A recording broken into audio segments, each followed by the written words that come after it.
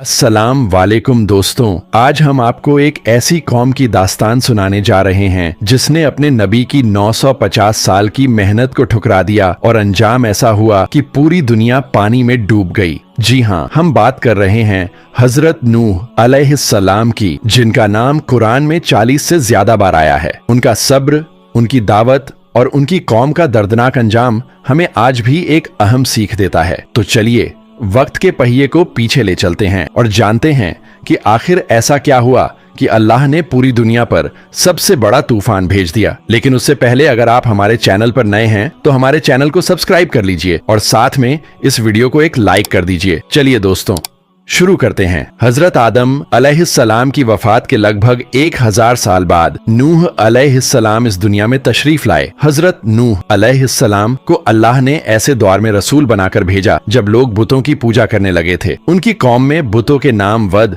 सुवा, यगूस, यूक और नस्र रखे गए थे। ये पहले नेक लोग थे, लेकिन जब वो दुनिया से चले गए तो शैतान ने लोगों को बहकाया कि इनकी याद में मूर्तियां बना लो। धीरे धीरे लोग इन्हें खुदा मानकर उनकी पूजा करने लगे। इसके अलावा समाज में जुल्म, गुनाह और फहाशी फैल गई थी। अमीर लोग गरीबों को दबाते थे और सरदारों को बस अपनी हुकूमत की फिक्र थी। ऐसे दौर में हजरत नूह अलैहिस्सलाम को नबूवत दी गई और उन्हें हुक्म दिया गया कि अपनी कौम को एक खुदा की इबादत की तरफ बुलाए। हजरत नूह अलैहिस्सलाम ने अपनी कौम को दिन रात हर तरीके से समझाया, कभी खुलकर कभी छुपकर। कुरान में आता है कि उन्होंने कहा, मैंने अपनी कौम को रात और दिन बुलाया मगर उन्हें और भागने के अलावा कुछ नहीं बढ़ा। कुरान की सूरह नूह 71 5 से 6 उन्होंने अपनी कौम को दावत दी कि अल्लाह की इबादत करो, बुतों को छोड़ दो, तौबा करो, अल्लाह तुम्हें बख्श देगा और तुम्हारी रोजी में बरकत देगा। लेकिन कौम के सरदारों ने कहा, तुम बस एक इंसान हो, हमारी तरह के ही हो, अगर अल्लाह चाहता तो कोई फरिश्ता भेजता। कुरान की सूरह अल मुमिनून 23-24 उन्होंने उन्हें झूठा, जादूगर और दीवाना कहकर उनका मजाक उड़ाया। कुछ लोग उन पर पत्थर फेंकते और जब वो बेहोश हो जाते तो कहते, अगर तुम सही होते तो खुदा तुम्हें इस हाल में क्यों छोड़ता। मगर नूह अलैहिस्सलाम सब्र करते रहे।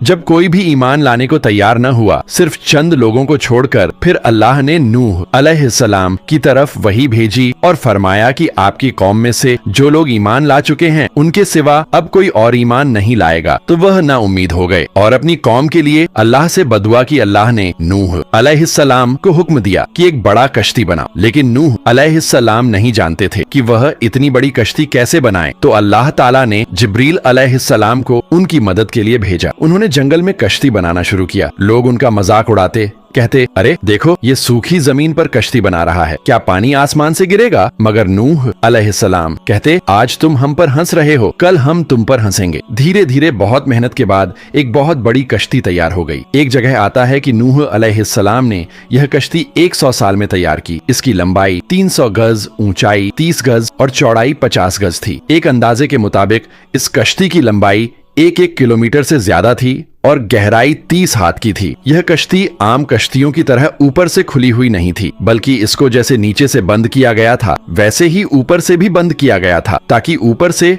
बारिश का पानी नहीं आए और उन्हें नुकसान ना दे। इस कश्ती के 3 फ्लोर्स थे और हर फ्लोर में एक दरवाजा था। अल्लाह ताला ने नूह अलैहिस्सलाम को हुक्म दिया कि वह मोमिनों को और अपने घर वालों को और जमीन पर बसने वाले तमाम जानवरों के जोड़ों को इस कश्ती में सवार कर ले। कुरान की सूरह हूद 11वीं सूरह के 28वें आयत। फिर अल्लाह ने अपना अजाब भेज दिया। पानी जमीन से उबलने लगा, आसमान से मूसलधार बारिश बरसने लगी। देखते ही देखते पूरी जमीन पानी से भर गई। अल्लाह के हुक्म से नूह अलैहिस्सलाम ने अपने जहाज में अपने घर वालों, कुछ ईमान लाने वालों और हर जानवर के जोड़े को सवार कर लिया। नूह अलैहिस्सलाम ने अपने बेटे को कश्ती में बैठने के लिए बुलाया, लेकिन उसने मना कर दिया और उसने कहा, मैं पहाड़ पर चढ़ जाऊंगा। मगर नूह अलैहिस्सलाम ने कहा, आज कोई बच नहीं सकता। तभी एक लहर आई और उसे बहा कर ले गई। हजरत नूह अलैहिस्सलाम की आंखों में आंसू आ गए और वह पुकार उठे, और तूने मुझसे वादा किया था कि मेरे घर वालों को निजात अता फरमाएगा और तू तमाम हाकिमों में से बेहतर हाकिम है, लिहाजा यह नामुमकिन है कि तेरा वादा पूरा ना हो। अल्लाह ने फरमाया, ए नूह,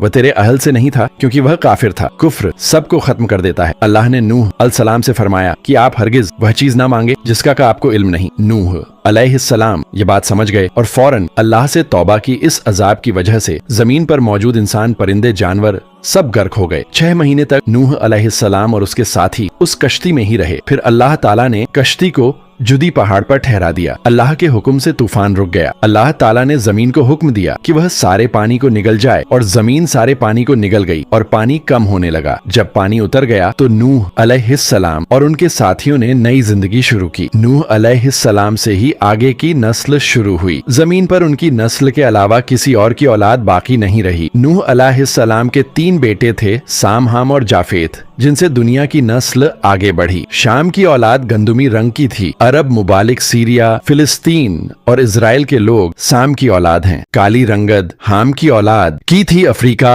एबोरिजिनल, ऑस्ट्रेलिया, इंडिया, इजिप्ट और सूडान के लोग हाम की औलाद हैं। जाफेत की औलाद गोरी थी। चाइना, जापान, कोरिया और यूरोप के लोग जाफेत की नस्ल हैं। नूह अलैहिस्सलाम का चौथा बेटा, जो ईमान ना लाने की वजह से बर्बाद कर दिया गया था, उसका नाम किना था और उससे कोई नस्ल आगे नहीं बढ़ी। इसलिए नूह अलैहिस्सलाम को इंसानियत का दूसरा बाप भी कहा जाता है। तूफान के बाद नूह अलैहिस्सलाम 350 साल जिंदा रहे। फिर नूह अलैहिस्सलाम फौत हो गए। नूह अलैहिस्सलाम की कश्ती आज भी मौजूद है। रिसर्चर्स ने टर्की में इस कश्ती को ढूंढ लिया है। इस दास्तान से हमें 3 बड़ी सीख मिलती हैं। नंबर 1, सब्र और दुआ कभी जाया नहीं जाती। नंबर 2, अल्लाह के हुक्म को ठुकराने वालों का अंजाम बुरा होता है। नंबर 3, अल्लाह की रहमत उन लोगों के साथ होती है जो उस पर यकीन रखते हैं। क्या हम अपने ईमान को मजबूत रखेंगे और नूह अलैहिस्सलाम की तरह सब्र और अल्लाह पर भरोसा करेंगे? कमेंट में हमें बताइए और इस वीडियो को शेयर करें ताकि और लोग भी इस सीख से फायदा उठा सकें। तो यह था नूह अलैहिस्सलाम का